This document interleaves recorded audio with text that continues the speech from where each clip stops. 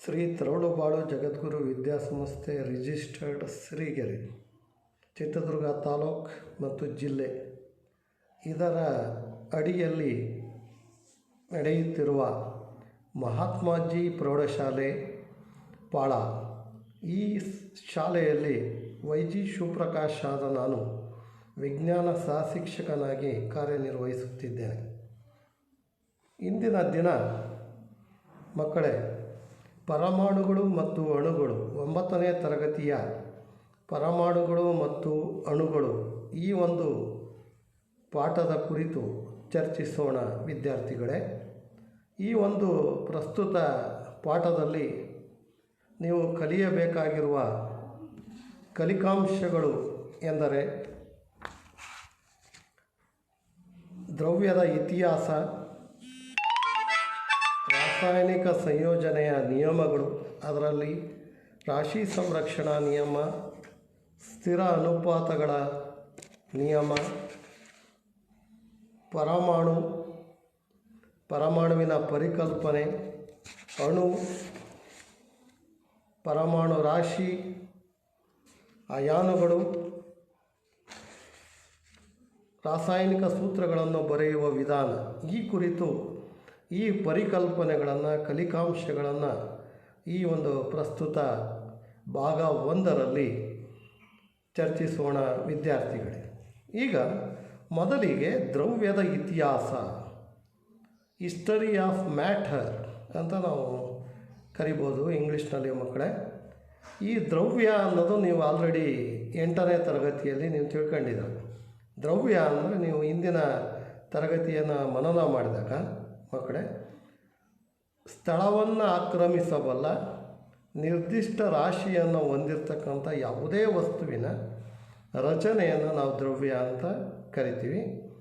ಆ ದ್ರವ್ಯದಲ್ಲಿ 3 ವಿಧಗಳು ಅದಾವೆ, 3 ಸ್ಥಿತಿಗಳದಾವೆ: ಘನ, ದ್ರವ ಮತ್ತು ಅನಿಲ. ಇವು ಯಾವ ಗುಣಗಳು, ಇವನ್ನೆಲ್ಲ ಇಂದಿನ ತರಗತಿಯಲ್ಲಿ ನೀವು 8ನೇ ತರಗತಿಯಲ್ಲಿ ಚರ್ಚಿಸಿದ್ದೀವಿ ಮಕ್ಕಳೇ.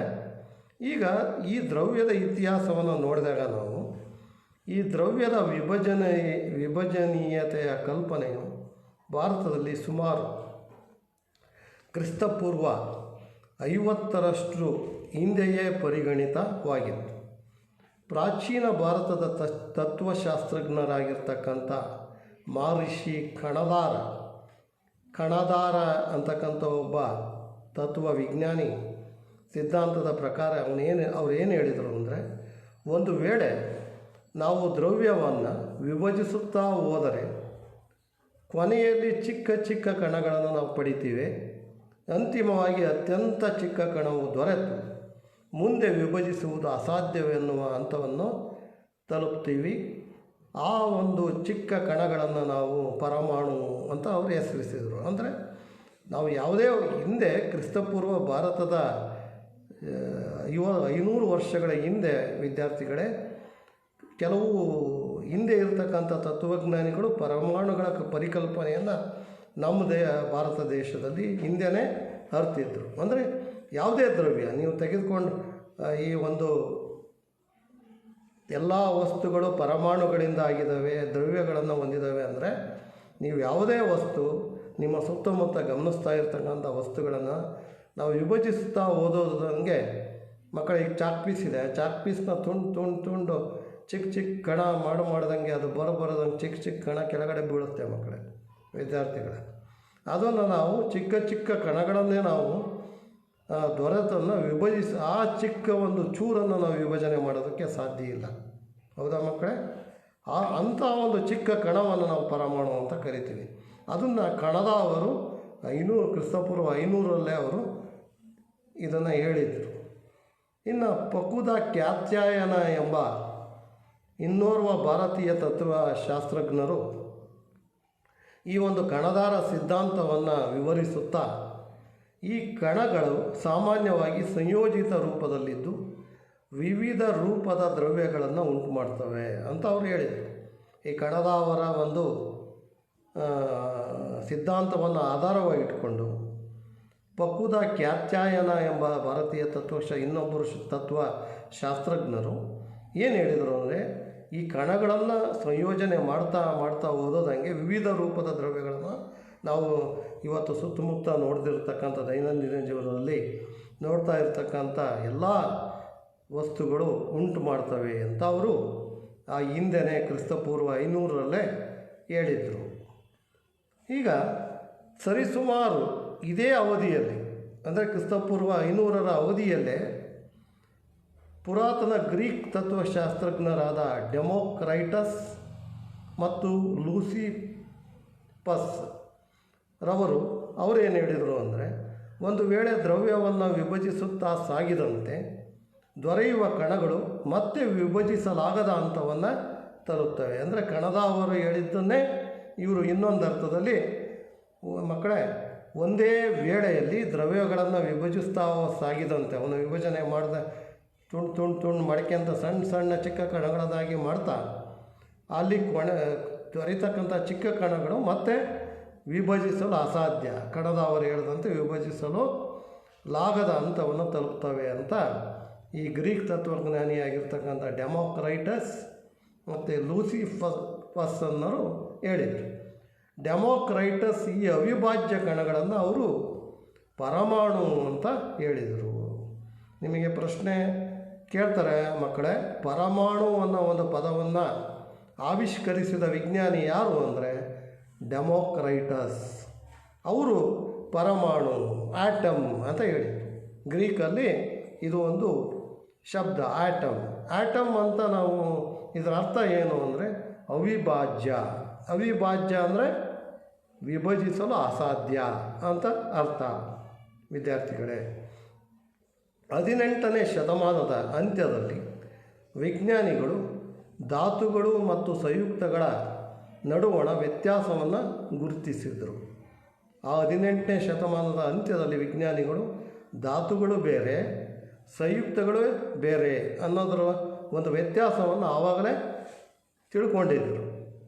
ತಿಳಿಸಿದ್ರು, ಗುರುತಿಸಿದ್ರು. ಸಂಯೋಜನೆಯ ರಾಸಾಯನಿಕ ಸಂಯೋಜನೆಯ 2 ಪ್ರಮುಖ ನಿಯಮಗಳನ್ನು ಪ್ರತಿಪಾದಿಸಿದ ಆಂಟನಿ ಮತ್ತು ಲೆವೋಸಿಯರ್ ಈ ಒಂದು ಆಂಟನಿ ಲೆವೋಸಿಯರ್ ರಾಸಾಯನಿಕ ವಿಜ್ಞಾನಕ್ಕೆ ಭದ್ರ ಬುನಾದಿಯನ್ನು ಇವರು ಹಾಕಿದರು. ಈ ರಾಸಾಯನಿಕ ಸಂಯೋಜನೆ ಏನು 18ನೇ ಶತಮಾನದಲ್ಲಿ ಈ ವಿಜ್ಞಾನಿಗಳು ಧಾತುಗಳು ಮತ್ತು ಸಂಯುಕ್ತಗಳ ನಡುವಣ ವ್ಯತ್ಯಾಸ ಇದೆ ಅಂತ ಅವರು ಹೇಳಿದರು. ಅದರ ಆಧಾರದ ಮೇಲೆ ವಿದ್ಯಾರ್ಥಿಗಳೇ, ಆಂಟನಿ ಮತ್ತು ಲೆವೋಸಿಯರ್ ಅನ್ನೋ 2 ವಿಜ್ಞಾನಿಗಳು ಈ ರಾಸಾಯನಿಕ ಸಂಯೋಜನೆಯ 2 ಪ್ರಮುಖ ನಿಯಮಗಳನ್ನು ಅವರು ಪ್ರತಿಪಾದಿಸಿದ್ರೊಂದಿಗೆ ರಾಸಾಯನಿಕ ವಿಜ್ಞಾನಕ್ಕೆ ಭದ್ರ ಬುನಾದಿಯನ್ನು ಹಾಕಿದರು. ಅವರು ಯಾರು ಮಕ್ಕಳೇ? ಆಂಟನಿ ಮತ್ತು ಲೆವೋಸಿಯರ್ ಅನ್ನೋದು ಭಾಳ ಪ್ರಮುಖವಾಗಿರ್ತಕ್ಕಂಥ ಒಬ್ಬ ರಾಸಾಯನಿಕ ವಿಜ್ಞಾನಕ್ಕೆ ಅವರ ಕೊಡುಗೆ ಅತ್ಯಮೂಲ್ಯವಾದದ್ದು ಮಕ್ಕಳೇ. ಈ ಲೆವೋಸಿಯರ್ ಮತ್ತು ಜೋಸೆಫ್ ಪ್ರೋಸ್ಟ್ರವರು ಕೆಳಗಿನ ರಾಸಾಯನಿಕ ಸಂಯೋಜನೆಯ 2 ನಿಯಮಗಳನ್ನು ಅವರು ರುಜುವಾತುಪಡಿಸಿದರು. ಆ ರಾಸಾಯನಿಕ ಸಂಯೋಜನೆಯ 2 ಪ್ರಮುಖ ನಿಯಮಗಳು ಯಾವುವೆಂದರೆ ರಾಶಿ ಸಂರಕ್ಷಣಾ ನಿಯಮ, law of conservation of mass. ಇದು ಎಲ್ಲ ಕಡೆ ಬರುತ್ತೆ, ನೀವು ಶಕ್ತಿಗೆ ಅನ್ವಯಿಸಿದರೂ ಬರುತ್ತೆ, ಈ ಒಂದು ಧಾತುಗಳ ಒಂದು ದ್ರವ್ಯ ರಾಶಿಗೂ ಈ ರಾಶಿ ಸಂರಕ್ಷಣಾ ನಿಯಮ ಬರುತ್ತೆ. ಈ ರಾಶಿ ಸಂರಕ್ಷಣಾ ನಿಯಮ ಅಂದರೆ law of conservation of mass ಅಂತ ಕರಿತೀವಿ. ಸ್ಥಿರ ಅನುಪಾತಗಳ ನಿಯಮ, 2ನೇದು ಸ್ಥಿರ ಅನುಪಾತಗಳ ನಿಯಮ ಅಂತ. ಇವೆರಡು ರಾಸಾಯನಿಕ ಸಂಯೋಜನೆಯ ನಿಯಮಗಳು. 1ನೇದು ರಾಶಿ ಸಂರಕ್ಷಣಾ ನಿಯಮ, ಇನ್ನೊಂದು ಸ್ಥಿರ ಅನುಪಾತಗಳ ನಿಯಮ. ಇವನ ಲೆವೋಸಿಯರ್ ಮತ್ತು ಜೋಸೆಫ್ ಪ್ರೋಸ್ಟ್ರವರು ಈ ನಿಯಮಗಳನ್ನು ಅನ್ವಯಿಸಿದರು. ಅದ ವಿದ್ಯಾರ್ಥಿಗಳು, ನೆಕ್ಸ್ಟ್ ಈ ಫಸ್ಟಿಗೆ ಮೊದಲಿಗೆ ರಾಶಿ ಸಂರಕ್ಷಣಾ ನಿಯಮ, law of conservation of mass. ಅವ್ರು ಏನು ಹೇಳಿದರು? ಈ ಜೋಸೆಫ್ ಪ್ರೋಸ್ಟ್ ಅನ್ನೋರು ರಾಸಾಯನಿಕ ಕ್ರಿಯೆಯಲ್ಲಿ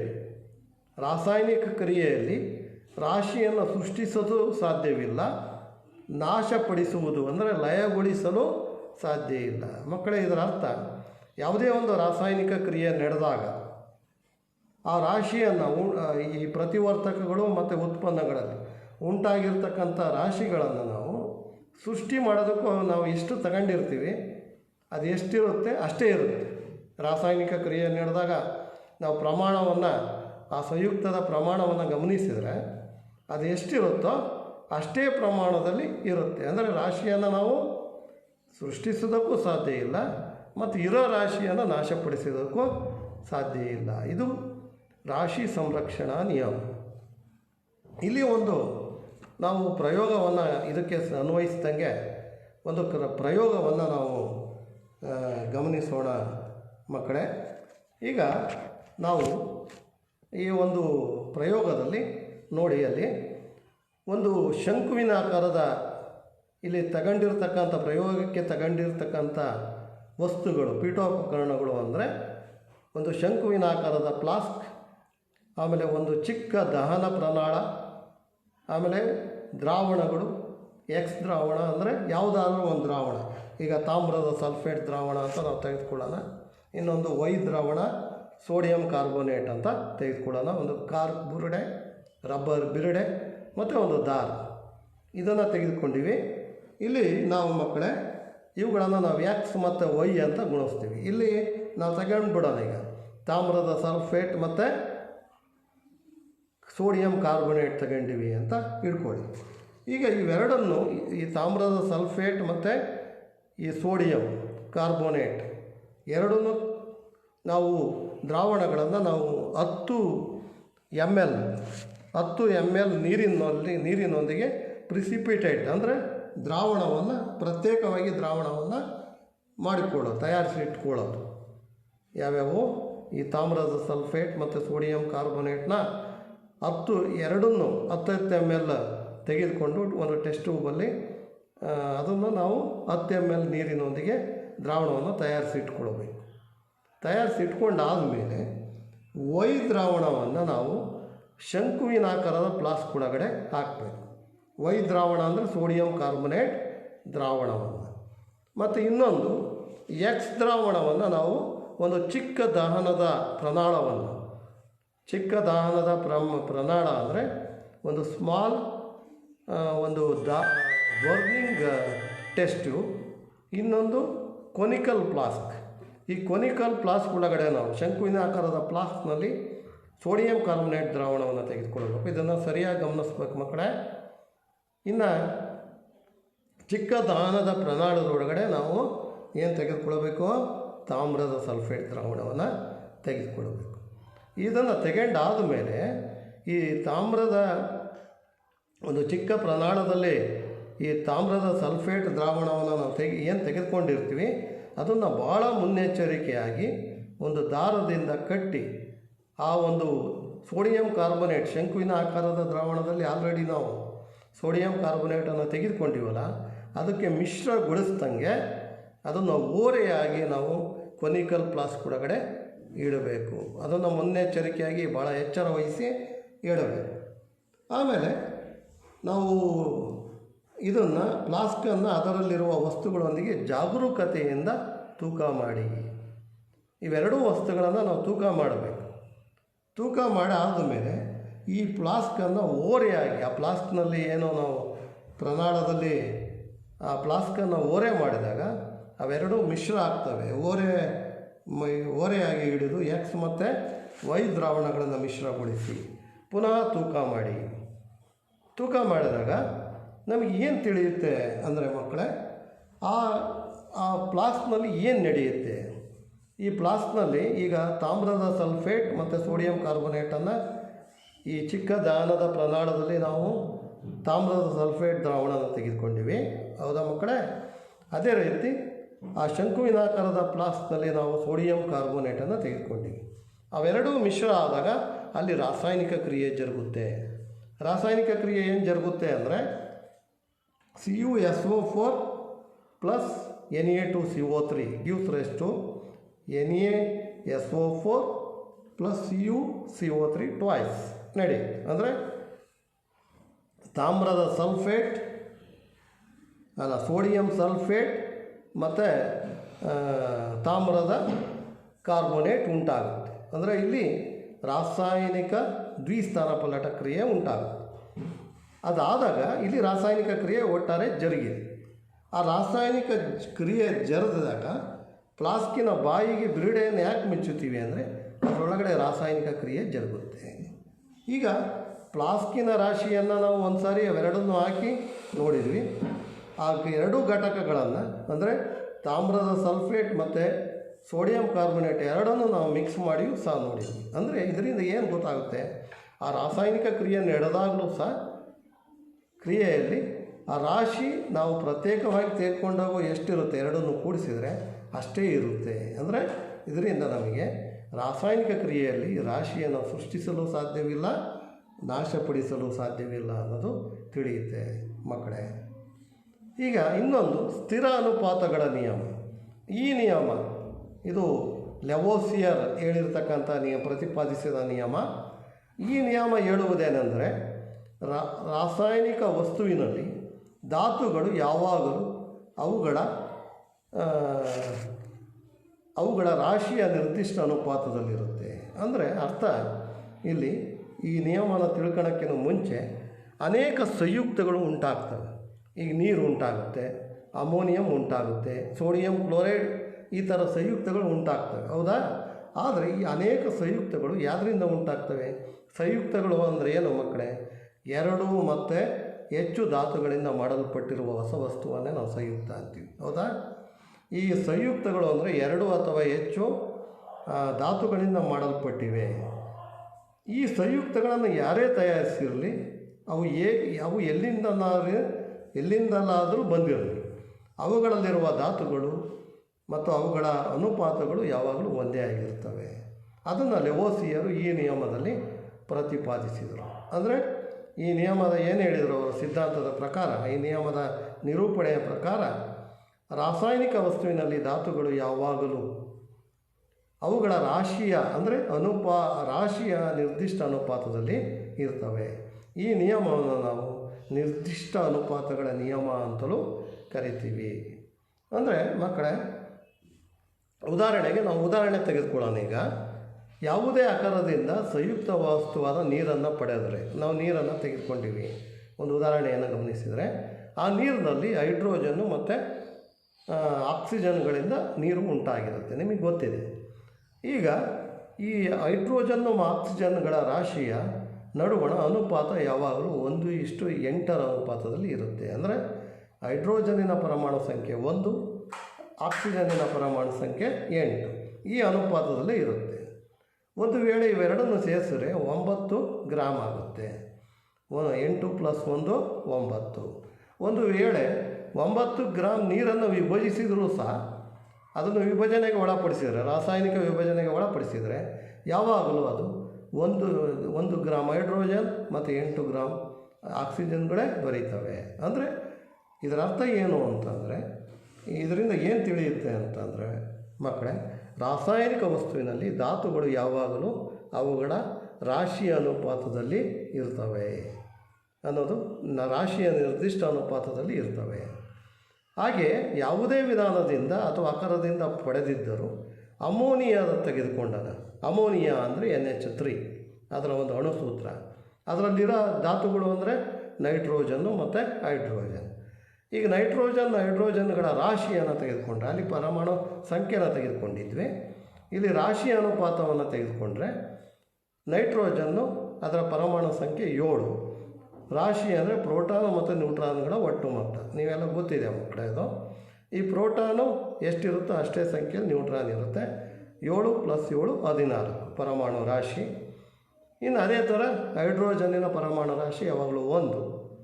ಎಷ್ಟು ಧಾತುಗಳು ಅದಾವು? 3 ಅದಾವೆ, NH3. ಆದ್ದರಿಂದ 14:3 ಕೂಡಿದರೆ 17 ಆಗುತ್ತೆ, 17 ಗ್ರಾಮ್.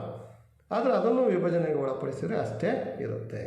ಅಂದರೆ ಇದರಿಂದ ಏನು ನಿಮಗೆ ತಿಳಿಯುತ್ತೆ ಅಂದರೆ, ರಾಸಾಯನಿಕ ವಸ್ತುವಿನಲ್ಲಿ ಧಾತುಗಳು ಯಾವಾಗಲೂ ಅವುಗಳ ರಾಶಿಯ ನಿರ್ದಿಷ್ಟ ಅನುಪಾತದಲ್ಲಿ ಇರುತ್ತೆ.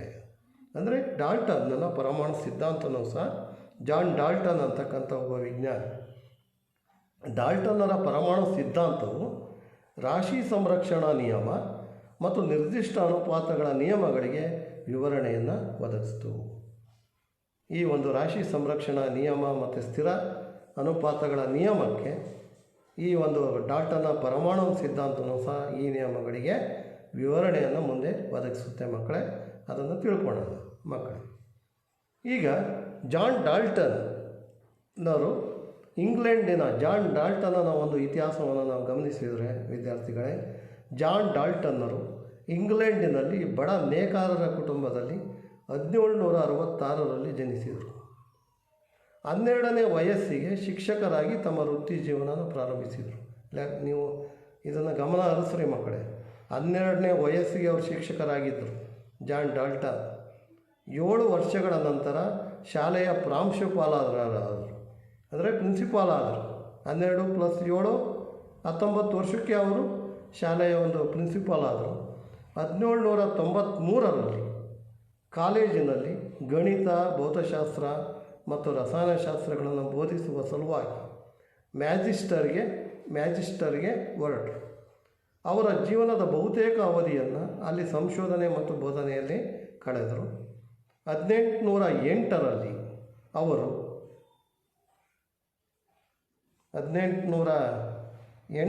ಅವರು ಏನು ಮಾಡಿದರು ಅಂದರೆ ತಮ್ಮ ಪರಮಾಣು ಸಿದ್ಧಾಂತವನ್ನು ಮಂಡಿಸಿದರು. ಇದು ದ್ರವ್ಯದ ಅಧ್ಯಯನಕ್ಕೆ ಮಹತ್ವ ತಿರುವನ್ನು ಪಡೀತು. ಒಂದು ದ್ರವ್ಯದ ಅಧ್ಯಯನ ಮಾಡೋದಕ್ಕೆ ಈ ಪರಮಾಣು ಸಿದ್ಧಾಂತ ಮಹತ್ವವಾದ ತಿರುವನ್ನು ಉಂಟು ಮಾಡಿತು ಮಕ್ಕಳೇ. ಈ ಪರಮಾಣು ಅಟಾಮಿಕ್ ಥಿಯರಿಯನ್ನು ಪ್ರತಿಪಾದಿಸಿರುವ ವಿಜ್ಞಾನಿ ಯಾರಂಗಂದರೆ ಜಾನ್ ಡಾಲ್ಟನ್. ಈಗ ಅದ್ರ ಬಗ್ಗೆ ನಾವು ತಿಳ್ಕೊಳ್ಳೋಣ. ಡಾಲ್ಟನ್ನರ ಪರಮಾಣು ಸಿದ್ಧಾಂತ ಏನು ಹೇಳುತ್ತೆ? ಡಾಲ್ಟನ್ನರ ಪರಮಾಣು ಸಿದ್ಧಾಂತದ ವಾದಗಳು ಏನು ತಿಳಿಸುತ್ತೆ ಅಂದರೆ, ಆ ಪರಮಾಣು ಸಿದ್ಧಾಂತದ ಅಂಶಗಳು: ಒಂದನೇದು, ಎಲ್ಲ ದ್ರವ್ಯವು ಪರಮಾಣುಗಳೆಂಬ ಅತಿ ಚಿಕ್ಕ ಕಣಗಳಿಂದ ಮಾಡಲ್ಪಟ್ಟಿವೆ. ಇಲ್ಲಿ ಅವರಿಗೆ ಹೇಳಿದ್ವಿ ನಾವು, ಯಾವುದೇ ದ್ರವ್ಯ ತೆಗೆದುಕೊಂಡ್ರೂ ಪರಮಾಣುಗಳೆಂಬ ಅತಿ ಚಿಕ್ಕ ಕಣಗಳಿಂದ ಮಾಡಲ್ಪಟ್ಟಿವೆ. ಪರಮಾಣುಗಳು ಅಭೇದ್ಯ ಕಣಗಳಾಗಿದ್ದವು, ಅಂದರೆ ವಿಭಜಿಸಲು ಅಸಾಧ್ಯವಾದ ಕಣಗಳಾಗಿದ್ದು, ರಾಸಾಯನಿಕ ಕ್ರಿಯೆಯಲ್ಲಿ ಇವುಗಳನ್ನು ಸೃಷ್ಟಿಸಲು ಸಾಧ್ಯವಿಲ್ಲ, ನಾಶಗೊಳಿಸಲು ಸಾಧ್ಯವಿಲ್ಲ ಅಥವಾ ನಾಶಪಡಿಸಲು ಸಾಧ್ಯವಿಲ್ಲ. ಇದು ಜೋಸೆಫ್ ಫ್ರಾಸ್ಟ್ರವರ ಪರಮಾಣು ರಾಶಿ ಸಂರಕ್ಷಣಾ ನಿಯಮ ಇಲ್ಲಿ ಬಂತು. ಅದೇ ರೀತಿ ಲೆವೋಸಿಯರ ಸಿದ್ಧಾಂತ, ಅದು ಸ್ಥಿರ ಅನುಪಾತಗಳ ಸಿದ್ಧಾಂತ ಅಥವಾ ರಾಶಿ ನಿರ್ದಿಷ್ಟ ಅನುಪಾತಗಳ ನಿಯಮ ಏನು ಹೇಳುತ್ತೆ? ಅದು ಇಲ್ಲಿದೆ ಮಕ್ಕಳೇ. ಒಂದು ನಿರ್ದಿಷ್ಟ ಧಾತುವಿನ ಪರಮಾಣುಗಳ ರಾಶಿ ಮತ್ತು ರಾಸಾಯನಿಕ ಗುಣಗಳಲ್ಲಿ ಒಂದೇ ತೆರನಾಗಿರುತ್ತವೆ. ಅದೇ ರೀತಿ ಎರಡನೇದು ಅಂದರೆ ಒಂದು ನಿರ್ದಿಷ್ಟ ಧಾತುವಿನ ಪರಮಾಣುಗಳ ರಾಶಿ ಮತ್ತು ರಾಸಾಯನಿಕ ಗುಣಗಳಲ್ಲಿ ಒಂದೇ ಆಗಿರ್ತವೆ. ವಿಭಿನ್ನ ಧಾತುಗಳ ಪರಮಾಣುಗಳು ವಿಭಿನ್ನ ರಾಸಾಯನಿಕ ಗುಣಗಳನ್ನು ಹೊಂದಿರ್ತವೆ. ಅಂದರೆ ಧಾತುಗಳೆಲ್ಲ ಒಂದೇ ಇರೋದಿಲ್ಲ, ಬೇರೆ ಬೇರೆ ಧಾತುಗಳಿರ್ತವೆ. ಅವುಗಳ ಪರಮಾಣು ರಾಶಿನೂ ಬೇರೆ ಬೇರೆ ಆಗುತ್ತೆ. ರಾಸಾಯನಿಕ ಗುಣಗಳಲ್ಲೂ ಅವು ವಿಭಿನ್ನತೆಯನ್ನು ಹೊಂದಿರ್ತವೆ. ಕನಿಷ್ಠ ಪೂರ್ಣ ಸಂಖ್ಯೆಯ ಅನುಪಾತದಲ್ಲಿ ಪರಮಾಣುಗಳ ಸಂಯೋಜನೆ ಹೊಂದಿ ಸಂಯುಕ್ತಗಳನ್ನು ಉಂಟು ಮಾಡ್ತವೆ. ಕನಿಷ್ಠ ಪೂರ್ಣ ಸಂಖ್ಯೆಯ ಅನುಪಾತದಲ್ಲಿ ಪರಮಾಣುಗಳ ಸಂಯೋಜನೆ ಹೊಂದಿ ಆ ಪರಮಾಣುಗಳು ಪೂರ್ಣ ಸಂಖ್ಯೆಯಲ್ಲಿ ನಿಮಗೆ ಹೇಳಿದ್ದೀನಿ, 1 ಅಥವಾ ಹೆಚ್ಚು ಧಾತುಗಳು ಸಂಯೋಜನೆ ಹೊಂದಿ ಸಂಯುಕ್ತಗಳು ಉಂಟಾಗ್ತವೆ. ಅದು ಇಲ್ಲಿ ಹೇಳಿದರು ಅವರು. ಕನಿಷ್ಠ ಪೂರ್ಣ ಸಂಖ್ಯೆಯ ಅನುಪಾತದಲ್ಲಿ ಪರಮಾಣುಗಳ ಸಂಯೋಜನೆ ಹೊಂದಿ ಸಂಯುಕ್ತಗಳನ್ನು ಉಂಟು ಮಾಡ್ತವೆ. ಒಂದು ಸಂಯುಕ್ತದಲ್ಲಿನ ಪರಮಾಣುಗಳ ವಿಧಗಳು ಮತ್ತು ಸಾಪೇಕ್ಷ ಸಂಖ್ಯೆಗಳು ಸ್ಥಿರವಾಗಿರುತ್ತೆ. ಇದೇ ಸ್ಥಿರ ಅನುಪಾತಗಳ ನಿಯಮ. ಯಾವುದೇ ಒಂದು ಸಂಯುಕ್ತದಲ್ಲಿ ಪರಮಾಣುಗಳ ವಿಧಗಳು ಮತ್ತು ಸಾಪೇಕ್ಷ ಸಂಖ್ಯೆಗಳು ಸ್ಥಿರವಾಗಿರುತ್ತೆ. ಇದು ಲೆವೋಸಿಯರವರ ಸ್ಥಿರ ಅನುಪಾತಗಳ ನಿಯಮಕ್ಕೆ ಇಂಬನ್ನು ಕೊಡುತ್ತೆ ಮಕ್ಕಳೇ. ಈಗ ಪರಮಾಣು ಅಂತಂದರೆ ನಾವೇನು ಅನ್ನೋದನ್ನು ತಿಳ್ಕೊಬೋದು. ಇಲ್ಲಿವರೆಗೆ ನಾವು ಪರಮಾಣುಗಳ ಬಗ್ಗೆನೇ ಅಧ್ಯಯನ ಮಾಡ್ತಾಯಿದ್ದೀವಿ. ಈ ಪರಮಾಣು ಅಂದರೆ ಏನು? ಈಗ ಇದಕ್ಕೆ ಒಂದು ಉದಾಹರಣೆಯನ್ನು ಗಮನಿಸಿದರೆ ನೀವು ಮಕ್ಕಳೇ, ಮನೆ ಕಟ್ಟೋರು ಅಂದರೆ ಗಾರೆ ಕೆಲಸದವರು ಗೋಡೆಗಳನ್ನು ಕಟ್ತಾ ಹೋಗ್ತಾರೆ, ಗೊತ್ತಾನೆ? ನೀವು ಮನೆ ಕಟ್ಟೋದನ್ನೆಲ್ಲ ನೋಡಿದ್ದೀರಾ ಮಕ್ಕಳೇ. ಇಟ್ಟಿಗೆಗಳನ್ನು ಇಟ್ಟಿಟ್ಟು ಗೋಡೆಗಳನ್ನು ಕಟ್ತಾರೆ. ಈ ಗೋಡೆಗಳಿಂದ ಕೊಠಡಿಗಳನ್ನು ಕಟ್ಟುವುದು, ಕೊಠಡಿಗಳೆಲ್ಲ ಸೇರಿ ಕಟ್ಟಡ ಆಗುತ್ತೆ. ಎಲ್ಲ ಗೋಡೆಗಳು ಸೇರಿ ಒಂದು ಕಟ್ಟಡ ಆಗುತ್ತೆ. ಅದೇ ರೀತಿ ಇರುವೆಯನ್ನು ಗೂಡು ಕಟ್ಟುತ್ತೆ, ಹೌದಾನೆ? ಇದರ ಎಲ್ಲ ಮೂಲ ಘಟಕ ಏನು? ಮರಳು, ಸ್ಯಾಂಡ್, ಮರಳು. ಮನೆ ಕಟ್ಟೋದಕ್ಕೂ ಮರಳು, ಆಮೇಲೆ ಇರುವೆ ಗೂಡು ಕಟ್ಟುತ್ತೆ, ಅವು ಏನಾನ ಮರಳನ್ನೇ ಮಣ್ಣನ್ನೇ ತೆಗೆದುಕೊಂಡೋಗಿ ಕಟ್ಟುತ್ತೆ. ಅದರ ಮೂಲ ಘಟಕ ಮರಳು. ಅಂದರೆ ಇದನ್ನು ಈ ನಿಯಮನ ಯಾಕೆ ಹೇಳಿದೆ ಅಂದರೆ ಮಕ್ಕಳೇ, ಎಲ್ಲ ದ್ರವ್ಯದ ಮೂಲ ಘಟಕ ಯಾವುದಂಗಿದ್ರೆ ಪರಮಾಣು. ಹೌದಾನೆ? ಪರಮಾಣುವಿನ ದ್ರವ್ಯದ ಎಲ್ಲ ಮೂಲ ಘಟಕ. ಎಲ್ಲ ದ್ರವ್ಯಗಳು ಯಾವುದರಿಂದ ಮಾಡಲ್ಪಟ್ಟಿವೆ ಮಕ್ಕಳೇ? ಪರಮಾಣುಗಳಿಂದಲೇ ಮಾಡಲ್ಪಟ್ಟಿವೆ. ಹಂಗಿದ್ದ ಮೇಲೆ ದ್ರವ್ಯದ ಮೂಲ ಘಟಕ, ಫಂಡಮೆಂಟಲ್ ಯೂನಿಟ್ ಯಾವುದು? ಆಟಮ್, ಪರಮಾಣು ಅಂತ. ಧಾತುವಿನ ಅತ್ಯಂತ ಚಿಕ್ಕ ಕಣವನ್ನು ನಾವು ಪರಮಾಣು ಅಂತ ಕರೀತೀವಿ. ಯಾವುದೇ ಧಾತುವಿನ ಅತ್ಯಂತ ಸೂಕ್ಷ್ಮ ಚಿಕ್ಕ ಕಣವನ್ನು ನಾವು ಪರಮಾಣು ಅಂತ ಕರೀತೀವಿ. ಪೂರ್ಣ ಜಗತ್ತೇ ಪರಮಾಣುಗಳಿಂದ ಮಾಡಲ್ಪಟ್ಟಿದೆ. ಇಲ್ಲಿ ಪರಮಾಣು ಅತ್ಯಂತ ಸೂಕ್ಷ್ಮ ಕಣ ಆಗಿರೋದ್ರಿಂದ ಪರಮಾಣು ತ್ರಿಜ್ಯವನ್ನು ನ್ಯಾನೋಮೀಟರ್ಗಳಲ್ಲಿ ಅಳೀತಾರೆ. ನ್ಯಾನೋಮೀಟರ್ ಅಂದರೆ ಅತ್ಯಂತ ಸೂಕ್ಷ್ಮವಾಗಿರ್ತಕ್ಕಂಥ, ನಮ್ಮ ಕಣ್ಣಿಗೆ ಕಾಣಿಸ್ತಾ ಇರತಕ್ಕಂಥ ಒಂದು ವಸ್ತುವನ್ನು ಅಳಿತಕ್ಕಂಥ ಒಂದು ಮೂಲಮಾನ. ಪರಮಾಣು ತ್ರಿಜ್ಯವನ್ನು ನಾವು ನ್ಯಾನೋಮೀಟರ್ಗಳಲ್ಲಿ ಅಳೀತಾರೆ. ಅಳತೆ ಮಾನ ಅದು 1/10⁹ ಮೀಟರ್ ಅಂದರೆ 1 ನ್ಯಾನೋಮೀಟರ್ಗೆ ಸಮ. 1/10⁹ metre is equal to 1 nanometre. 1 metre ಅಂದರೆ 10⁹ ನ್ಯಾನೋಮೀಟರ್.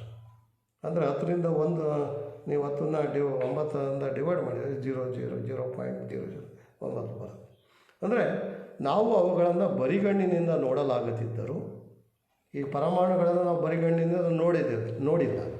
ಆದರೆ ಈ ಪರಮಾಣು ಹೇಗಿದ್ದು, ಹೇಗೆ, ಅದರ ರಚನೆ ಹೇಗೆ, ಅದರ ಶೇಪ್ ಹೆಂಗೆ, ಅದರ ಒಂದು ಆಕಾರ ಹೆಂಗಿತ್ತು, ಇವನ್ನೆಲ್ಲ ನಾವು ವಿಜ್ಞಾನಿಗಳು ಅದನ್ನು ಅಧ್ಯಯನ ಮಾಡಿಬಿಟ್ಟು ಹೇಳಿದರೆ, ನಾವು ಅವುಗಳನ್ನು ಬರಿಗಣ್ಣಿನಿಂದ ನೋಡಲಾಗದಿದ್ದರೂ ಆಧುನಿಕ ತಂತ್ರಗಳ ಮೂಲಕ ನಾವಿಂದು ಧಾತುಗಳ ಮೇಲ್ಮೈಗಳಲ್ಲಿರುವ ಪರಮಾಣುಗಳ ವರ್ಧಿತ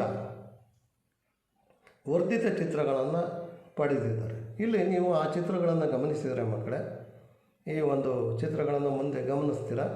ಈಗ ಸಾಪೇಕ್ಷ ಇಲ್ಲಿ ಚಿತ್ರಗಳನ್ನು ನೋಡ್ರಿ. ಇಲ್ಲಿ ಡಾಲ್ಟನ್ನರು ಪ್ರತಿಪಾದಿಸಿದ ಕೆಲವು ಧಾತುಗಳ ಸಂಕೇತಗಳು. ಈ ಹೈಡ್ರೋಜನ್ನು ಒಂದು ಆ ಥರ ಇತ್ತು, ಕಾರ್ಬನ್ನು ಒಂದು ರೌಂಡ್ ಸ್ಪೆರಿಕಲ್ ಶೇಪ್ ದುಂಡಾಕಾರದಲ್ಲಿತ್ತು, ಹೈಡ್ರೋಜನ್ ಒಂದು ದುಂಡಾಕಾರದ ನಡುವೆ ಚುಕ್ಕಿ, ಕಾರ್ಬನ್ನು ಆಕ್ಸಿಜನ್ ಒಂದೇ ಥರ. ಅದೇ ರೀತಿ ಫಾಸ್ಫರಸ್, ಸಲ್ಫರ್, ಕಬ್ಬಿಣ, ತಾಮ್ರ, ಸೀಸ, ಬೆಳ್ಳಿ, ಚಿನ್ನ, ಪ್ಲಾಟಿನಮ್, ಪಾದರಸ ಇವು ಡಾಲ್ಟನರು ಪ್ರತಿಪಾದಿಸಿದ ಕೆಲವು ಧಾತುಗಳ ವರ್ಧಿತ ಚಿತ್ರಗಳು. ಇದೇ ರೀತಿ ಅವುಗಳ ಸಾಪೇಕ್ಷ ಗಾತ್ರಗಳನ್ನು ನ್ಯಾನೋಮೀಟರ್ಗಳಲ್ಲಿ ಅವುಗಳನ್ನು ನಾವು ನೋಡಿದರೆ ಪರಮಾಣುಗಳ ಒಂದು ಅಳತೆಯ ಮಾನ, ಪರಮಾಣು ತ್ರಿಜ್ಯವನ್ನು ಅಳಿತಕ್ಕಂಥದ್ದು ನ್ಯಾನೋಮೀಟರ್ಗಳಲ್ಲಿ. ಅವನು ನೀವು ಗಮನಿಸಿದರೆ ಈ ಒಂದು ಕೋಷ್ಟಕದಲ್ಲಿ ತ್ರಿಜ್ಯ ಮೀಟರ್ಗಳಲ್ಲಿ ನಾವು ಗಮನಿಸಿದರೆ 10⁻⁻10 ಮೀಟರ್ಗಳಲ್ಲಿ, ಮೀಟರ್ ಇದು 10⁻⁻10 ಮೀಟರ್ ಹೈಡ್ರೋಜನ್ ಪರಮಾಣು ಉದಾಹರಣೆ, 10⁻⁻9 ಮೀಟರ್ ನೀರಿನ ಅಣು, 10⁻⁻8 ಮೀಟರ್ ಹಿಮೋಗ್ಲೋಬಿನ್ ಅಣು, 10⁻⁻4 ಮೀಟರ್ ಮರಳಿನ ಕಣ, 10⁻2 ಇರುವೆ, 10⁻⁻1 ಕಲ್ಲಂಗಡಿ ಹಣ್ಣು. ಈಗ ನಾವು ಇದರ ಒಂದು ಆಕಾರಗಳನ್ನು ನಾವು ಗಮನಿಸಿದ್ವಿ.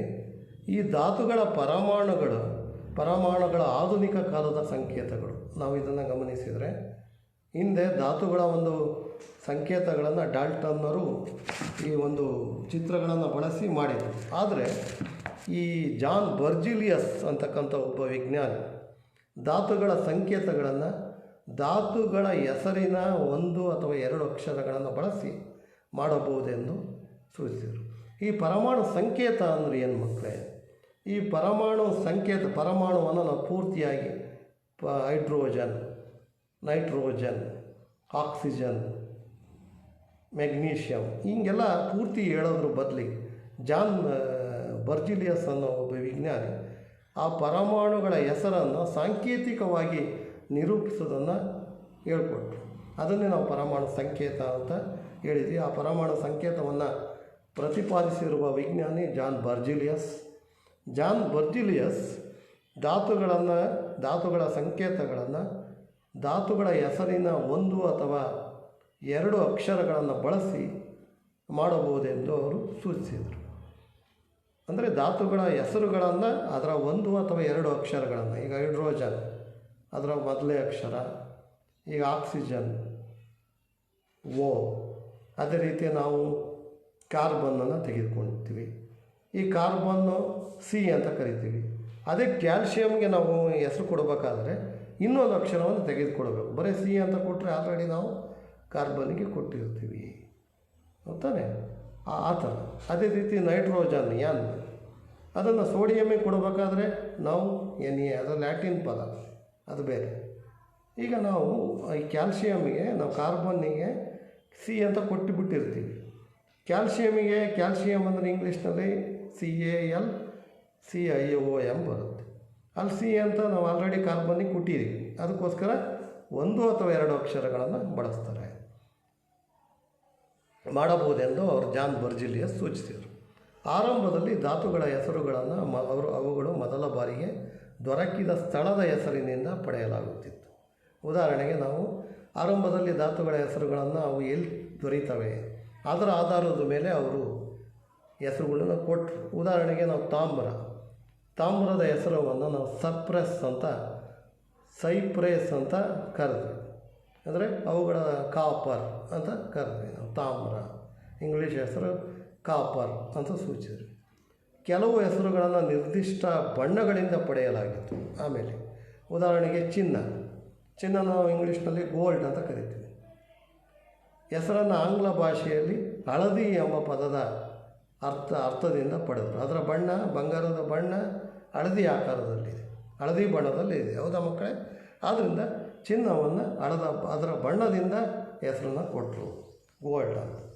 ಇತ್ತೀಚಿನ ದಿನಗಳಲ್ಲಿ IUPAC ಅಂದರೆ ಶುದ್ಧ ಮತ್ತು ಅನ್ವಯಿಕ ರಸಾಯನಶಾಸ್ತ್ರದ ಅಂತಾರಾಷ್ಟ್ರೀಯ ಸಂಸ್ಥೆ ಇದೆ. IUPAC ಇದರ ಇಂಗ್ಲೀಷ್ನಲ್ಲಿ ನೀವು ಹೇಳಬೇಕು ಅಂದರೆ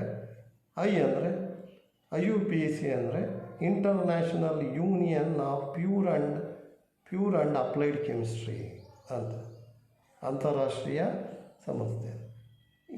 ಅಂದರೆ ಐ ಅಂದರೆ ಇಂಟರ್ನ್ಯಾಷನಲ್, ಯು ಅಂದರೆ ಯೂನಿಯನ್, ಪಿ ಅಂದರೆ ಪ್ಯೂರ್, ಎ ಅಂದರೆ AC ಅಂದರೆ ಅಪ್ಲೈಡ್ ಕೆಮಿಸ್ಟ್ರಿ. ಇತ್ತೀಚಿನ ದಿನಗಳಲ್ಲಿ IUPAC ಶುದ್ಧ ಮತ್ತು ಅನ್ವಯಿಕ ರಸಾಯನಶಾಸ್ತ್ರದ ಅಂತಾರಾಷ್ಟ್ರೀಯ ಸಂಸ್ಥೆ IUPAC ಧಾತುಗಳ ಹೆಸರುಗಳನ್ನು ಅನುಮೋದಿಸ್ತಾ ಹೋಯಿತು ಈ ದಿನಗಳಲ್ಲಿ ಮಕ್ಕಳೇ. ಈಗ ಅನೇಕ ಧಾತುಗಳ ಸಂಕೇತಗಳನ್ನು ಅವುಗಳ ಆಂಗ್ಲ ಭಾಷೆಯ, ಯಾವಾಗಲೂ ಇಂಗ್ಲೀಷ್ ಭಾಷೆಯ ಹೆಸರಿನ ಮೊದಲ ಅಥವಾ ಎರಡು ಅಕ್ಷರದಿಂದ ಪಡೆಯಲಾಗುತ್ತಿತ್ತು. ಈಗ ನೀವು ಸಂಕೇತದಲ್ಲಿ ಮೊದಲ ಅಕ್ಷರವನ್ನು ದೊಡ್ಡ ಅಕ್ಷರದಲ್ಲಿ ಅಂದರೆ ಕ್ಯಾಪಿಟಲ್ ಲೆಟರ್ಸ್ ಅಪ್ಪರ್ ಕೇಸ್ ಅಂತ ಕರಿತೀವಿ. ಎರಡನೇ ಅಕ್ಷರವನ್ನು ಚಿಕ್ಕ ಅಕ್ಷರದಲ್ಲಿ ಸ್ಮಾಲ್ ಲೆಟರ್ ಇಂದ ಬರೀಬೇಕು. ಇದು ಸಂಕೇತಗಳನ್ನು ಬರೀತಕ್ಕಂಥ ನಿಯಮ ಮಕ್ಕಳೇ.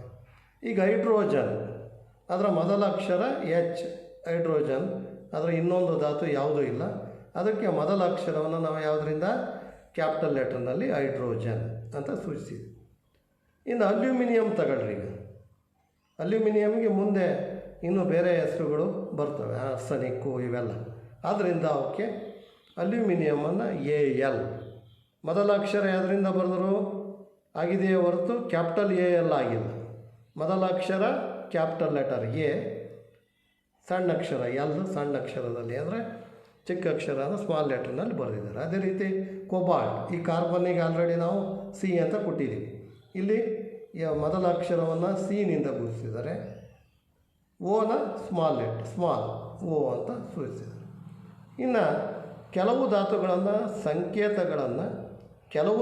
ಸಂಕೇತಗಳನ್ನು ಧಾತುಗಳ ಆಂಗ್ಲ ಹೆಸರಿನ ಮೊದಲ ಅಕ್ಷರದೊಂದಿಗೆ ನಂತರ ಬರುವ ಅಕ್ಷರವನ್ನು ತೆಗೆದುಕೊಂಡು ಪಡೆಯಲಾಗಿದೆ. ನಂತರ ಬರುವ ಪ್ರಮುಖ ಅಕ್ಷರಗಳನ್ನು ತೆಗೆದುಕೊಂಡರೆ ನೀವು ನೋಡ್ರಿ, ಅಲ್ಯೂಮಿನಿಯಂ ALUMINIUM ಅಂತೀವಿ, ಕೋಬಾಲ್ಟ್ COBALT. ಆದರೆ ಎರಡನೇ ಅಕ್ಷರವನ್ನೇ ತೆಗೆದುಕೊಂಡ್ಬಿಟ್ಟಾರೆ. ಆದರೆ ಕೆಲವು ಧಾತುಗಳಲ್ಲಿ ಸಂಕೇತಗಳನ್ನು ಆಂಗ್ಲ ಹೆಸರಿನ ಮೊದಲು ಅಕ್ಷರದೊಂದಿಗೆ ನಂತರ ಬರುವ ಅಕ್ಷರವನ್ನು ತೆಗೆದುಕೊಂಡು ಪಡೆಯಲಾಗಿದೆ. ಉದಾಹರಣೆಗೆ ನೋಡಿರಿ, ಕ್ಲೋರಿನ್ ಒಂದು ಪ್ರಮುಖ ಅಕ್ಷರ ಸಿ ಮತ್ತು ಕ್ಲೋರಿನ್ CHLORIN, ಅದರಲ್ಲಿ ಎಲ್ಲನ್ನು ತೆಗೆದುಕೊಂಡಾರೆ, ಅದನ್ನ ಸಣ್ಣ ಅಕ್ಷರದಲ್ಲಿ ಬರೆದಾರೆ, ಸಿನ ದೊಡ್ಡ ಅಕ್ಷರದಲ್ಲಿ ಬರೆದಾರೆ. ಸತು ಜಿಂಕ್ ZN ಈ ಥರ ಬರೆದರು ವಿದ್ಯಾರ್ಥಿಗಳೇ. ಇತರೆ ಕೆಲವು ಧಾತುಗಳ ಸಂಕೇತಗಳನ್ನು ನಾವು ಲ್ಯಾಟಿನ್, ಜರ್ಮನ್ ಮತ್ತು ಅಥವಾ ಗ್ರೀಕ್ ಹೆಸರುಗಳಿಂದ ಪಡೆದಾರೆ. ಈಗ ನೋಡಿರಿ, ಸೋಡಿಯಂ ಅದು ಇಂಗ್ಲೀಷ್ ಭಾಷೆಯಲ್ಲಿ ಸೋಡಿಯಂ SO, ಈಗ ಐರನ್ ಫೆರಮ್ ಅಂತೀವಿ. FE ಕಬ್ಬಿಣ ಅಂದರೆ ಇಂಗ್ಲೀಷ್ನಲ್ಲಿ ಐರನ್ ಅಂತೀವಿ. ಸೋಡಿಯಂ SODIUM ಅಂತೀವಿ. Potassium POT ಇಂಕರಿ. ಆದರೆ ಇವುಗಳನ್ನು ಸಂಕೇತ ನೋಡಿದ್ರೆ FE ಅಂತ ಇದೆ. ಅಂದರೆ ಇದನ್ನು ಲ್ಯಾಟಿನ್ ಭಾಷೆಯ ಹೆಸರಾಗಿರ್ತಕ್ಕಂಥ ಫೆರಮ್ ಅದರಿಂದ ಪಡೆದಾರೆ FE. ಸೋಡಿಯಮ್ಮನ್ನು ನೈಟ್ರಿಯಮ್ NA ಬಂದಿದೆ, 2 ಅಕ್ಷರ ಸ್ಮಾಲ್ ಲೆಟ್ರ್. ಅದೇ ರೀತಿ ಪೊಟ್ಯಾಷಿಯಮನ್ನು ಕೇಲಿಯಮ್ K ಅಂತ ಹೇಳಿದರು. ಅದೇ ರೀತಿ ಚಿನ್ನವನ್ನು ನಾವು AuRm ಅಂತ ಕರೆದ್ರು, AU ಅಂತ ಕರೆದರು. ಅದೇ ರೀತಿ ಬೆಳ್ಳಿನ ಅರ್ಜೆಸ್ಟೇನಿಯಮ್ ಅಂತ ಕರೆದ್ರು, ಅದೇ AG ಆಯಿತು. ಈ ಥರ ಕೆಲವು ಧಾತುಗಳ ಸಂಕೇತಗಳನ್ನು ಲ್ಯಾಟಿನ್, ಜರ್ಮನ್, ಮತ್ತು ಲ್ಯಾಟಿನ್ ಭಾಷೆಯಿಂದಲೇ ಜಾಸ್ತಿ ಹೆಸರುಗಳನ್ನು ಪಡೆದರು ಮಕ್ಕಳೇ. ಅದೇ ರೀತಿ ಕೆಲವು ಧಾತುಗಳ ಕೋಷ್ಟಕವನ್ನು ಇಲ್ಲಿ ಗಮನಿಸೋಣ. ಧಾತು ಸಂಕೇತವನ್ನು ಗಮನಿಸೋಣ. Aluminium AL, ಆರ್ಗಾನು AR, ಬೇರಿಯಮ್ಮು BA, boron B, bromine BR, calcium CA, carbon C, chlorine Cl, cobalt Cu.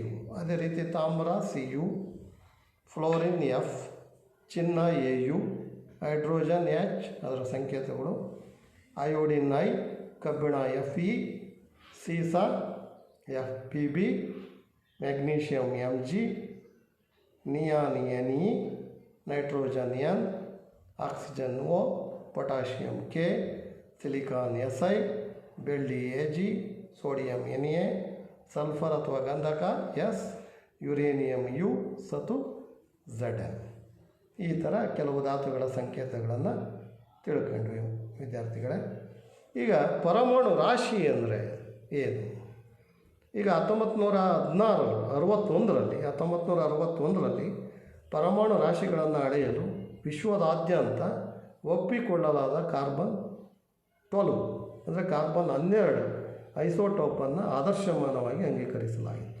ಅಂದರೆ ಯಾವುದೇ ಒಂದು ಧಾತುಗಳ ಪರಮಾಣು ರಾಶಿಯನ್ನು ನಾವು ಪಡಿಬೇಕಾದ್ರೆ ಕಾರ್ಬನ್ 12ನ್ನೇ ನಾವು ಆದರ್ಶಮಾನವಾಗಿ ಇಟ್ಕೋಬೇಕು ಅಂತ ಹೇಳಿದೆ. ಈಗ ಒಂದು ಪರಮಾಣು ರಾಶಿ ಅಂದರೆ ಒಂದು ಪರಮಾಣು ರಾಶಿಯ ಮಾನವು ನಿಖರವಾಗಿ ಒಂದು ಕಾರ್ಬನ್ 12 ಪರಮಾಣು ರಾಶಿಯ 12ನೇ ಒಂದು ಭಾಗಕ್ಕೆ, ಅಂದರೆ 1/12ಕ್ಕೆ ಸಮನಾಗಿರುತ್ತೆ. ಅದನ್ನೇ ನಾವು ಪರಮಾಣು ರಾಶಿ ಅಂತ ಕರೆದ್ರು.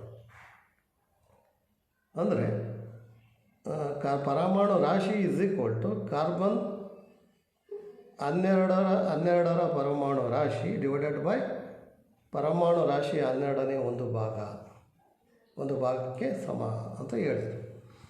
ಎಲ್ಲ ಧಾತುಗಳ ಸಾಪೇಕ್ಷ ಅಂದರೆ ಇಲ್ಲಿ ಪರಮಾಣು ರಾಶಿ ಅಂದರೆ ನಾವು ಇದಕ್ಕೆ ಒಂದು ಉದಾಹರಣೆಯನ್ನು ನಾವು ತೆಗೆದುಕೊಂಡ್ರೆ, ಒಂದು ಕಲ್ಲಂಗಡಿ ಹಣ್ಣು ಮಾರ್ತಕ್ಕಂಥ ಒಬ್ಬ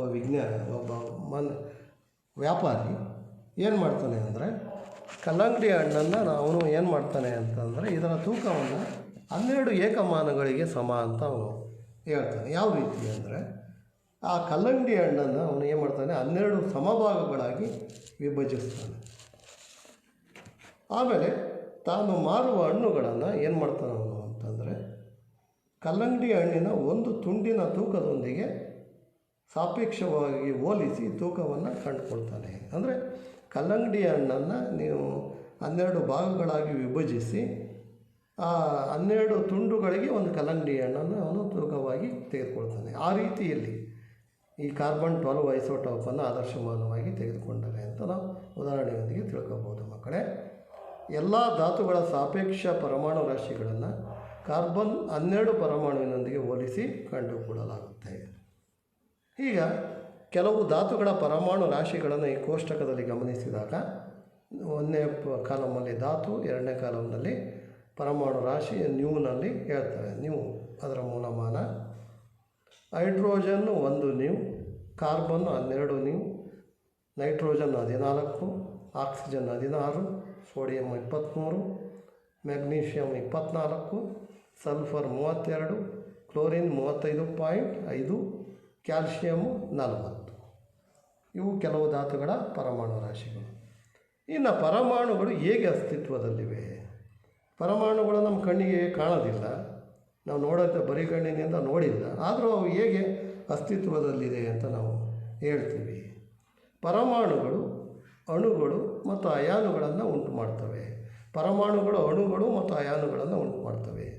ಈ ಅಣುಗಳು ಮತ್ತು ಅಯಾನುಗಳು ದೊಡ್ಡ ಸಂಖ್ಯೆಯಲ್ಲಿ ಸೇರಿಕೊಂಡು ನಾವು ನೋಡುತ್ತಿರುವ ಮುಟ್ಟುವ ಅನುಭವವೇದ್ಯ ದ್ರವ್ಯವನ್ನು ಉಂಟು ಮಾಡ್ತವೆ. ಮಕ್ಕಳೇ, ನಾವು ಪರಮಾಣುಗಳನ್ನು ಕಣ್ಣಿಂದ ನೋಡಿಲ್ಲ, ಆದರೆ ಆ ಪರಮಾಣುಗಳು ಅಣುಗಳು ಮತ್ತು ಅಯಾನುಗಳನ್ನು ಉಂಟು ಮಾಡ್ತವೆ. ಆ ಅಣುಗಳು ಮತ್ತು ಅಯಾನುಗಳು ದೊಡ್ಡ ಸಂಖ್ಯೆಯಲ್ಲಿ ಸೇರಿಕೊಂಡು ನಾವು ಇವತ್ತು ನೋಡ್ತಿರ್ತಕ್ಕಂಥ ದೈನಂದಿನ ಜೀವನದಲ್ಲಿ ನೋಡ್ತಾ ಇರುವ ಅವನ್ನ ಮುಟ್ತಾ ಇರುವ ಅವುಗಳಿಂದ ಅನುಭವ ಪಡುವ ದ್ರವ್ಯವನ್ನು ನಾವು ಇವತ್ತು ನೋಡ್ತಾ ಇದ್ದೀವಿ. ಅವೆಲ್ಲವೂ ಸಹ ಮೂಲಭೂತವಾಗಿ ಪರಮಾಣುಗಳಿಂದ ಆಗಿದ್ದಾವೆ ಅಂತ ನಾವು ತಿಳ್ಕೊಂಡಿವಿ ವಿದ್ಯಾರ್ಥಿಗಳು. ಅಣು ಅಂದರೆ ಏನು? ಹಂಗಿದ್ದ ಮೇಲೆ ಈ ಪರಮಾಣುಗಳು ಅಣು ಮತ್ತು ಅಯಾನುಗಳಿಂದ ಮಾಡಲ್ಪಟ್ಟಿವೆ. ಅಂದರೆ ಮೊದಲಿಗೆ ಅಣು ಅಂದರೆ ಏನು? ರಾಸಾಯನಿಕವಾಗಿ ಜೊತೆಗೆ ಬಂಧಿಸಲ್ಪಟ್ಟ ಅಥವಾ ಆಕರ್ಷಣಾ ಬಲಗಳಿಂದ ಬಿಗಿಯಲ್ಪಟ್ಟ 2 ಅಥವಾ ಹೆಚ್ಚು ಪರಮಾಣುಗಳ ಗುಂಪನ್ನು ನಾವು ಸಾಮಾನ್ಯವಾಗಿ ಅಣು ಅಂತೀವಿ. ಒಟ್ಟಾರೆಯಾಗಿ ಸರಳವಾಗಿ ಪರಮಾಣುಗಳ ಗುಚ್ಛ ಅಥವಾ ಗುಂಪನ್ನು ನಾವು ಅಣು ಅಂತ ಕರಿತೀವಿ. ಅಂದರೆ ರಾಸಾಯನಿಕವಾಗಿ ಜೊತೆಗೆ ಬಂಧಿಸಲ್ಪಟ್ಟ ಅಥವಾ ಆಕರ್ಷಣಾ ಬಲಗಳಿಂದ ಬಿಗಿಯಲ್ಪಟ್ಟ 2 ಅಥವಾ ಹೆಚ್ಚು ಪರಮಾಣುಗಳ ಗುಂಪನ್ನು ನಾವು ಸಾಮಾನ್ಯವಾಗಿ ಅಣು ಅಂತೀವಿ. ಒಂದೇ ಧಾತುವಿನ ಅಥವಾ ವಿವಿಧ ಧಾತುಗಳ ಪರಮಾಣುಗಳು ಸೇರಿ ಅಣುಗಳಾಗ್ತವೆ. ಒಂದೇ ಧಾತುವಿನ 2 ಪರಮಾಣುಗಳು ಸೇರ್ಬೋದು ಅಥವಾ ಬೇರೆ ಬೇರೆ ಧಾತುಗಳ ಪರಮಾಣುಗಳು ಸೇರ್ಬೋದು. ಈ ಉದಾಹರಣೆಗೆ ಆರ್ಗಾನ್ AR, ಹೀಲಿಯಂ HE, ಅಡಿಗೆ ಉಪ್ಪು ಬೇರೆ ಬೇರೆ ಧಾತು ಇದು.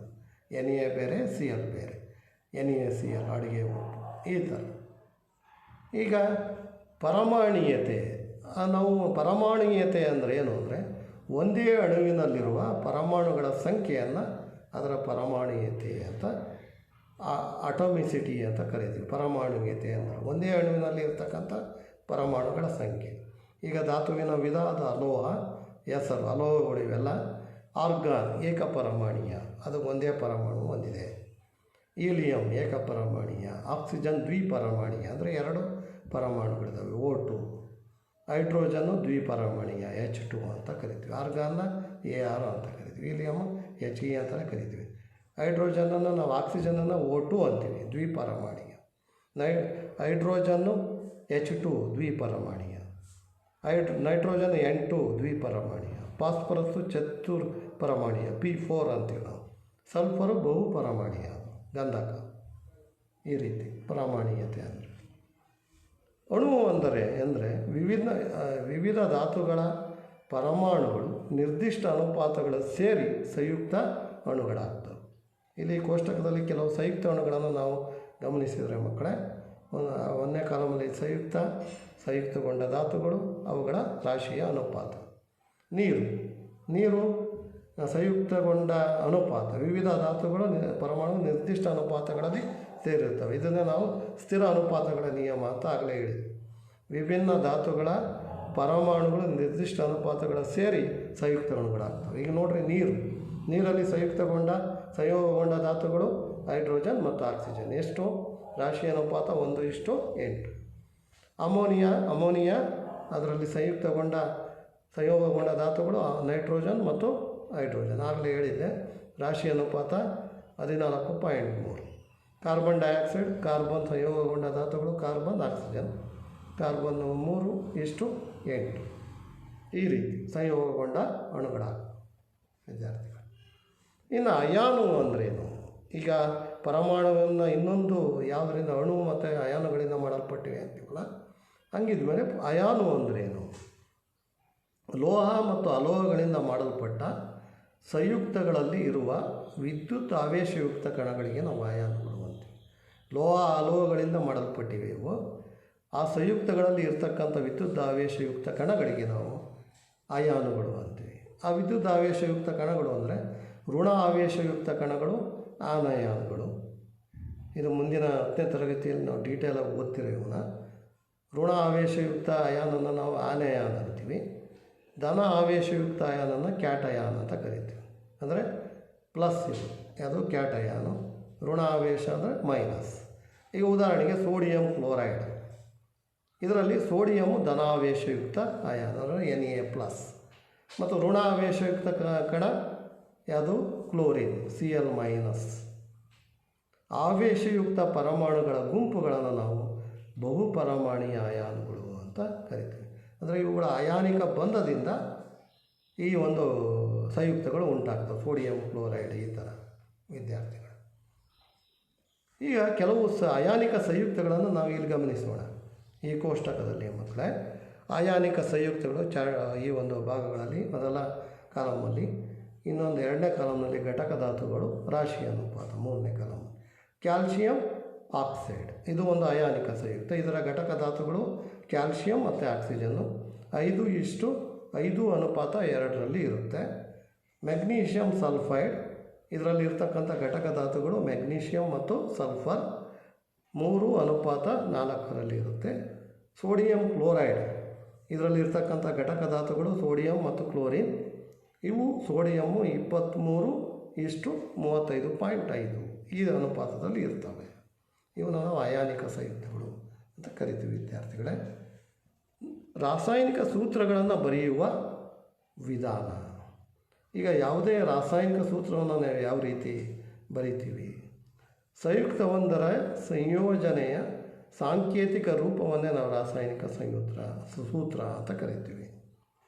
ಧಾತು ಒಂದರ ಸಂಯೋಗ ಸಾಮರ್ಥ್ಯವನ್ನು ಅದರ ವೇಲೆನ್ಸಿ ಅಂತ ನಾವು ಕರಿತೀವಿ. ಯಾವುದೇ ಒಂದು ಧಾತು ಒಂದರ ಸಂಯೋಗ ಸಾಮರ್ಥ್ಯವನ್ನು ಅದರ ವೇಲೆನ್ಸಿ ಅಂತೀವಿ. ಯಾವುದೇ ಒಂದು ಸಂಯುಕ್ತ ಒಂದರ ಸಂಯೋಜನೆಯ ಸಾಂಕೇತಿಕ ರೂಪವನ್ನೇ ನಾವು, ಯಾವುದೇ ಒಂದು ಸಂಯುಕ್ತ ಉಂಟಾಗ್ತಾ ಇದೆಯೇ ಅಂದರೆ ಅದು ಸಂಯುಕ್ತಗಳು ಧಾತುಗಳು ಸೇರಿ ಉಂಟಾಗ್ತಕ್ಕಂಥ ಒಂದು ಸಂಯೋಜನೆಯ ಸಾಂಕೇತಿಕ ಸಿಂಬಾಲಿಕ್ ರೆಪ್ರೆಸೆಂಟೇಷನ್ನೇ ನಾವು ರಾಸಾಯನಿಕ ಸೂತ್ರ ಅಂತ ಕರಿತೀವಿ. ಸಾಂಕೇತಿಕ ರೂಪವನ್ನೇ ನಾವು ರಾಸಾಯನಿಕ ಸೂತ್ರ ಅಂತೀವಿ. ಧಾತು ಒಂದರ ಸಂಯೋಗ ಸಾಮರ್ಥ್ಯವನ್ನು ನಾವು ಅದರ ವೇಲೆನ್ಸಿ ಅಂತೀವಿ. ಧಾತು ಒಂದರ ಎಷ್ಟು ಪರಮಾಣುಗಳು ಇನ್ನೊಂದು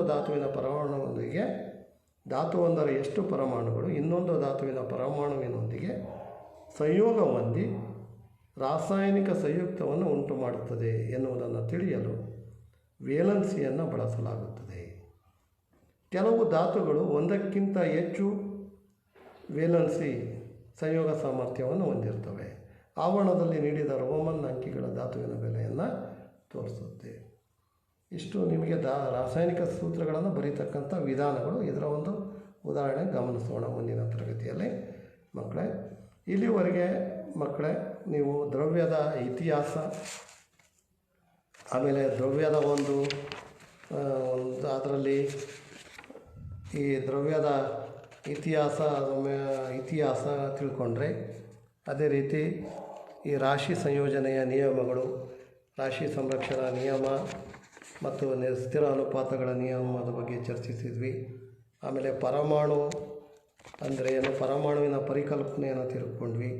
ಅಣುಗಳ ಪರಿಕಲ್ಪನೆ, ಅಯಾನುಗಳ ಪರಿಕಲ್ಪನೆ, ಆಮೇಲೆ ಅದರ ಒಂದು ಕೋಷ್ಟಕಗಳು, ಆಮೇಲೆ ರಾಸಾಯನಿಕ ಸೂತ್ರಗಳನ್ನು ಬರೆಯುವ ವಿಧಾನ, ಈ ಎಲ್ಲ ಅಂಶಗಳನ್ನು ಈ ಒಂದು ಪ್ರಸ್ತುತ ಪರಮಾಣು ಮತ್ತು ಅಣುಗಳು ಈ ಒಂದು ಪಾಠದ ಭಾಗ 1ರಲ್ಲಿ ಇಲ್ಲಿವರೆಗೆ ಚರ್ಚಿಸಿದ್ದೇವೆ ಮಕ್ಕಳೇ.